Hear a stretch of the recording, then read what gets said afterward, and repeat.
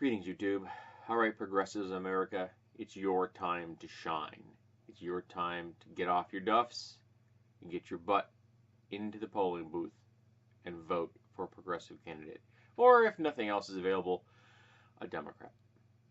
But you definitely don't want to vote for anything that's Republican, Libertarian, or Tea Party, because they are all the same part of that conservative machine which is currently grinding America and the world into a fine, dead paste. You need to vote against the people that are trying to impose a new definition of transgender from people who aren't transgender.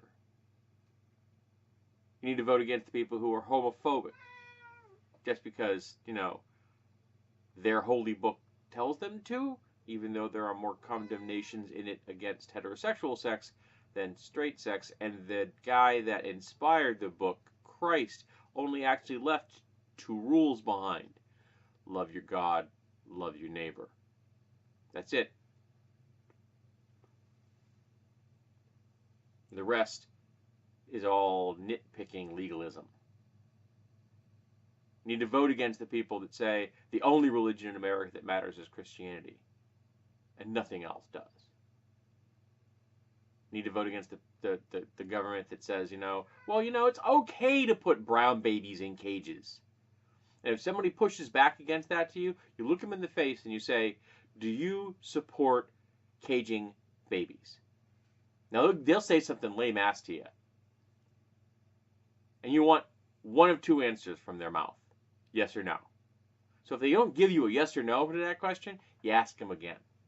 Do you support caging babies? Or children, if you happen to want to. And you just keep asking until they give you a yes or a no. Or they get fed up and walk away. Of course, being red caps, they may just punch you. But who knows? You need to vote against the government and the politicians that support it that are against international treaties and supporting our allies, but they seem okay with sucking up to despots and dictators. In fact, our current government seems to really like dictators. You need to vote against the country and the government that supports it, that is currently licking the dick of white supremacists. The U.S. government is actually taking a stance that there are good people among the Nazis. Bullshit. The United States government and its people figured out in the 1940s what to do with Nazis. And right now, our president is one of them. You need to vote against that. You can't vote him out yet. It's not 2020.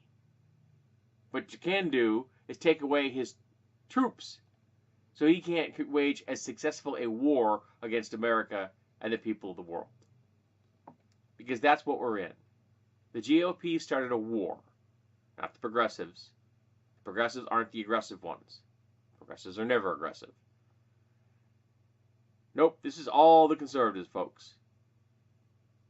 And their vile base, their evil ilk of the oligarchs that fund their campaigns and such, are endorsing policies which are killing people, alienating people, and endorsing hate, misogyny, racism, xenophobia, homophobia, transphobia. You get it. All the evil things. And all of them at their base standing firmly on social conservatism.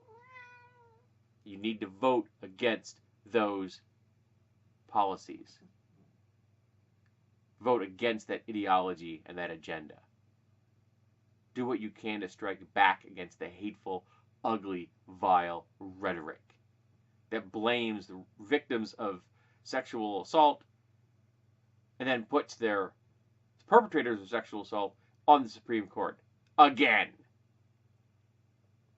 You need to vote these people out. And you do it by getting your ass into a polling booth on the 6th of November and voting as progressive as you can. And if you are young and have never voted before, do it. We need your vote. If you're older and you voted for 50 years, if you think it's useless, it's not. Your vote counts. If your vote didn't count, the GOP wouldn't be trying as hard as they have been to destroy it. They've been trying to undermine voters' rights forever. And thanks to the Supreme Court, they're much more successful now than ever before, since the 1960s. Your vote counts because the GOP is afraid. They're really afraid at the moment. And I like when the GOP is afraid. It makes me happy. I want them to continue to be afraid. I'd also like to have term limits and take money out of government, but let's worry about those things one step at a time.